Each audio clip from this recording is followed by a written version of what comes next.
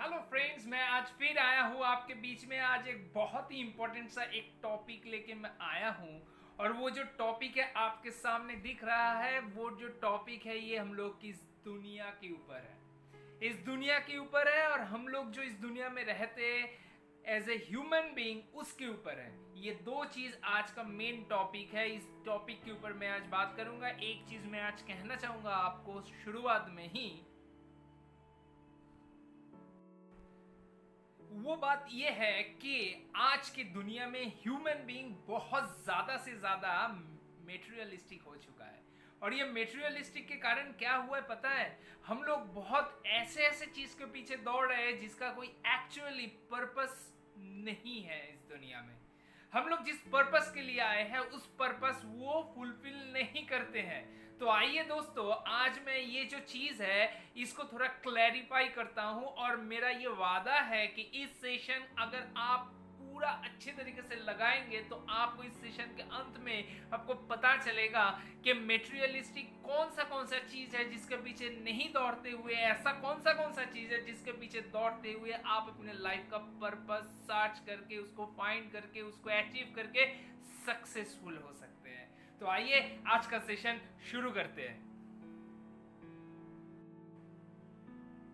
The first one is the flowering of human nature. What is the flowering of human nature? Everything happens at our life with a purpose. हम लोग के life में जो भी कुछ हो रहा है या होने वाला है या हो चुका है, those are completely purposeful. Sometimes few things really enlightens us. हम लोग के दुनिया में, हम लोग के लाइफ में ऐसा बहुत सारा चीज होता है जो हम लोग को इनलाइटन करते हैं अपने अंदर से। बहुत तरीके का इनलाइटनमेंट हो सकता है। ये जैसे कि कोविड सिचुएशन आया, जो हम लोग अभी वर्क फ्रॉम होम कर रहे हैं, हम लोग घर के अंदर बंद है। इस टाइम बहुत सारे लोग अपने आप को इनलाइटन किए, बहुत सारे अपने खुद को इवेलुएट किए, एक्सप्लोर किए और बहुत ज़्यादा से ज़्यादा अनबिलीवेबल अचीवमेंट्स हुआ है। मैं जो कह रहा हूँ शायद आप लोग मेरे साथ सहमत होंगे, 100% सहमत होंगे ज़रूर। After enlightenment, we can evaluate our conscience and can expedite from the material world. हम लोग जब अपने आप को enlightenment करते हैं तो हम लोग अपनी जो conscience है उसको हम लोग रियलाइज कर सकते हैं। कॉन्साइंस मीन्स आत्मा, सोल। उस सोल को अगर हम लोग सुन पाते हैं तब ही हम लोग ऑटोमेटिक इनलाइटेड होते हैं। और उसके साथ हम लोग क्या करते हैं, जब ही हम लोग इनलाइटेड होते हैं तब ही हम लोग एक्सपेडाइट, हम लोग डिटैच्ड हो जाते हैं मेटेरियल वर्ल्ड से या मेटेरियल रिक्वायरमेंट से। और जो स्पिरिचुअल है, स्पिरिचुअल रिक्वायरमेंट के साथ हम लोग इन्वॉल्व हो जाते हैं, जो कि हम लोग की सोल डिमांड करता है। Ego, the correct state of humanity. ये ego is a immensely negative thing है, लेकिन इसको हम लोग कैसे करेक्टली हम लोग यूज कर सकते हैं, आइए इसके ऊपर थोड़ा बात करते हैं। Our consciousness related with religious and spirituality, ये 100% सही है। हम लोग की जो कॉन्शियसनेस है वो हम लोग का रिलीजियस एंड स्पिरिचुअलिटी के साथ एकदम को रिलेटेड है। Until we care not awaking, we are not able to realize that a evil sitting within us.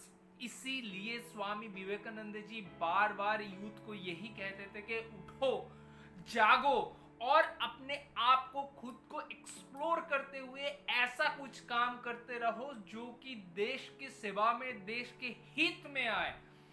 घर पे मत बैठो, क्योंकि घर पे बैठे हुए अगर आप खाली बैठोगे तो उसमें आपके दिमाग में कचरा भरेगा, कचरा, नथिंग एल्स, कचरा भरेगा। सो उसको यूटिलाइज करिए, एक्सप्लोर करिए और देश के हित में यूटिलाइज करिए। उससे आपका खुद का भी एनलाइटनमेंट होगा। So until we care not awaking, we are not able to realise that a evil sitting within us. The core of ego. We should connect our soul with conscience. हम लोग की जो soul है उसके साथ इस conscience को connect करना पड़ेगा। जब ही हम लोग अपने कनेक्ट कर सकेंगे तो तब ही हम लोग अपने आप को एक्सप्लोर कर पाएंगे, अपने सोल की बात को समझ पाएंगे, रियलाइज कर पाएंगे और अकॉर्डिंग टू दैट हम लोग एक्ट कर पाएंगे। We need to connect each beauty of this universe with a fresh look। एक चीज बताइए तो मुझे कि आप ऑफिस जा रहे हैं या बिजनेस के लिए निकल चुके हैं, अपने बिजनेस का जो अपना खुद का ऑफिस है वहां पे जा रहे हैं और रास्ते के साइड में एक बहुत सा सुंदर एक फ्लावर का गार्डन देखा और उस गार्डन में बहुत अच्छा फूल खिले हुए हैं। उस फ्लावर को अगर आप 5 मिनट के लिए अच्छे तरीके से देखते हुए उसका जो सौंदर्य है उसको अगर रियलाइज करेंगे, तभी आप अपने आप को एनलाइटनमेंट कर रहे हैं, तभी आप एनलाइटन हो रहे हैं। इस यूनिवर्स का सबसे बड़ा सच क्या पता है?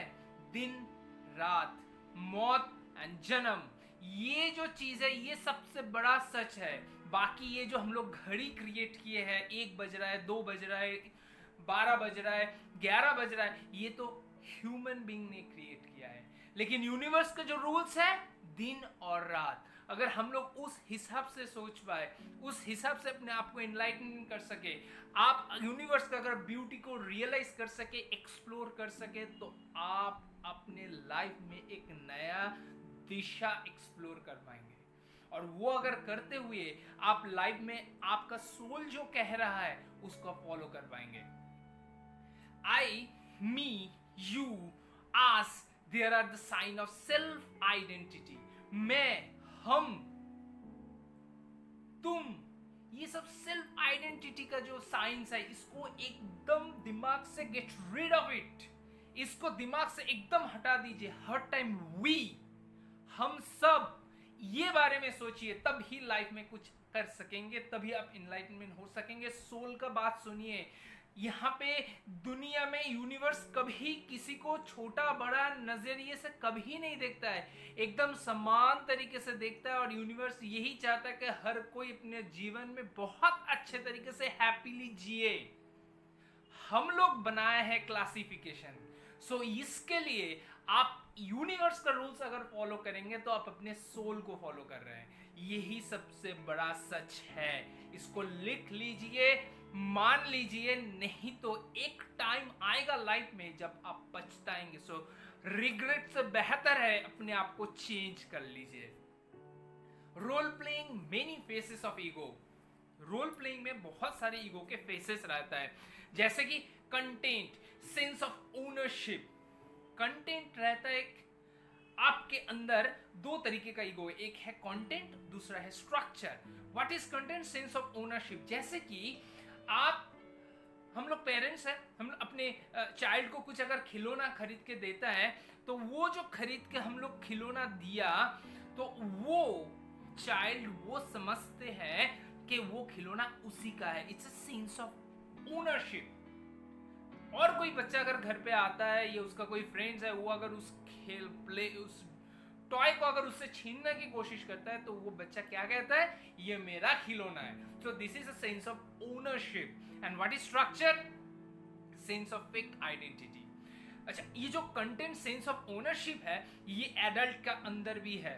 वो कार मेरा है, ये घर मेरा है, ये गार्डन मेरा है, ये रास्ता मेरा है। अरे इस दुनिया में आप आए हैं भगवान की इच्छा से, वो जीवन भी आपका नहीं है, वो जीवन भी किसी का देन है। तो आप क्यों अपने आप को ऐसे सेंस ऑफ ओनरशिप के अंदर आप अपने अंदर उसको लिमिटेड क्यों कर रहे हैं? जो करना नहीं चाहिए। मेरे बात आपको शायद ऐसा लग रहा है कि मैं साधु संत की तरह बात बोल रहा हूं, लेकिन यही सच है। आप अगर ठंडे दिमाग में स्पिरिचुअली अगर इसको सुनेंगे या आप इसको रियलाइज करेंगे, तब आप लाइफ में जरूर इसको एग्जैक्टली कोरिलेट कर पाएंगे कि व्हाट इज द पर्पस। आप इस दुनिया में भी आए उनके इच्छा से, जाएंगे भी उनके इच्छा से। सो बीच में जो ऐसा कुछ करना है उनके इच्छा में क्यों नहीं करेंगे? Structure, sense of fake identity, ये जो हम लोग के रईस बनने का जो तरीका है, ये हम लोग कार में लेके घूम रहे हैं या कुछ भी कर रहे हैं, अपने आप को यही जाहिर करने की कोशिश करते हैं कि हम लोग बहुत पैसे वाले हैं या बहुत हाई सोसाइटी में बिलोंग करते हैं। ये सब फेक है। इस यूनिवर्स के लिए अंबानी भी जिस लेवल पे है, एक रिक्शा वाला, एक दिहाड़ी वाला भी सेम लेवल पे है।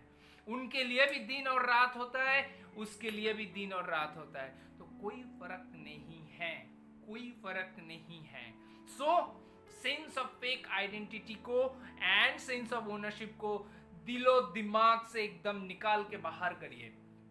The pen body, marketing companies are utilizing this set of ego for increase of their sales। ये जो कंटेंट और मैंने जो स्ट्रक्चर के बारे में बात किया, इसी को ही यूटिलाइज करते हुए कंपनीज, मार्केटिंग कंपनीज आप हमसे खिलवाड़ करते हैं एडवर्टाइजमेंट के थ्रू, और हम लोग वही चीज खरीदने जाते हैं। In marketing language no means, ये बहुत बड़े एक लेखक का, मार्केटिंग एक्सपर्ट का ये कमेंट है। No means may be and may be means yes. ये बहुत इंपॉर्टेंट है। Think once if we list the matter which gives us proud in our life, what we will do. आज तक आप अपने लाइफ में या हम अपने लाइफ में जो चीज को लेके बहुत ज्यादा प्राउड फील करते हैं, मेटेरियलिस्टिक चीज के बारे में मैं बता रहा हूं, वो चीज अगर आपसे छीन लिया जाए या वो लॉस्ट हो जाए तो आप क्या बताएंगे अपने प्राउड के लिए? आप क्या बताएंगे? आपका वो जो गैप क्रिएट हो गया, मटेरियल जो थिंग है, वो जो आपका प्राउड का कारण बनता था, वो जो गैप क्रिएट हो गया, उसके जगह में आप किसको लाइएगा? यहाँ पे spiritual and conscience and soul का जो कोरिलेशन है वो यहाँ पे काम करता है। उसको तब आपको रीगेन करना पड़ेगा। Breaking free, real thinking and egoistic thinking are different. Real thinking and egoistic thinking are different. ये वही लोग समझ पाएंगे जिन लोगों के कंसाइंस एंड सोल के अंदर कोरिलेशन हो। At the time of death we are realising, जब हम लोग मौत के एकदम कगार पे खड़े रहते, even it is applicable for me also, तब हम लोग ये सोचते हैं उस पल में कि इतने पूरे जिंदगी में जो ईगो, जो जेलसी या जो भी कुछ किया, इतना कुछ बनाया लड़के, ये सब मीनिंगलेस है। अभी पहले से ही इसको रियलाइज कर लीजिए, वो हम लोगों के लिए बेहतर है। To get rid from ego, we need to practice hard. It is not easy, but possible. It is not easy, but possible. So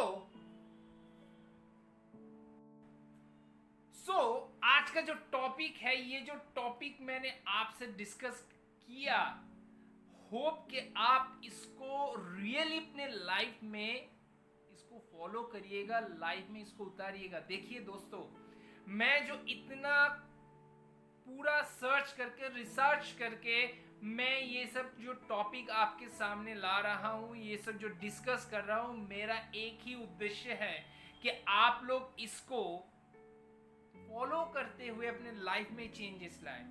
मेरे जितने सारे व्यूअर्स है, उस व्यूअर्स में अगर एक भी पर्सन ये सब फॉलो करते हुए लाइफ में अगर कुछ भी अचीव करता है, वही मेरे लिए सबसे बड़ा अचीवमेंट है।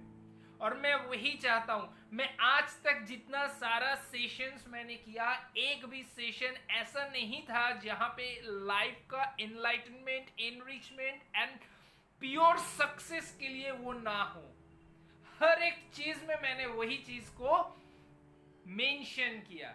सो होप कि आज का जो मैं सेशन किया वो भी उतना ही महत्वपूर्ण है, उतना ही इंटरेस्टिंग है, उतना ही वर्थफुल है, जो आप अपने लाइफ में इंप्लीमेंट करने से ड्रास्टिक चेंज आ सकता है। सो होप ये आप आगे भी शेयर करेंगे और इस वीडियो को लाइक करेंगे, सब्सक्राइब करेंगे और बहुत अच्छे से लाइफ में एंजॉय करिए, हैप्पी रहिए, हेल्दी रहिए और दूसरों को हेल्प करिए। ये मैं बार बार बोलता हूँ, दूसरों को हेल्प करिए। हम लोग के पर्पस में ये एक बहुत ही इंपॉर्टेंट पार्ट है। दूसरों को हेल्प करिए, हेल्प करिए, हेल्प करिए। देखिएगा कि यूनिवर्स भी आपको हेल्प करेगा। सो आज के लिए इतना ही, फिर मिलेंगे और एक नए टॉपिक के साथ और किसी दिन। Bye, thank you.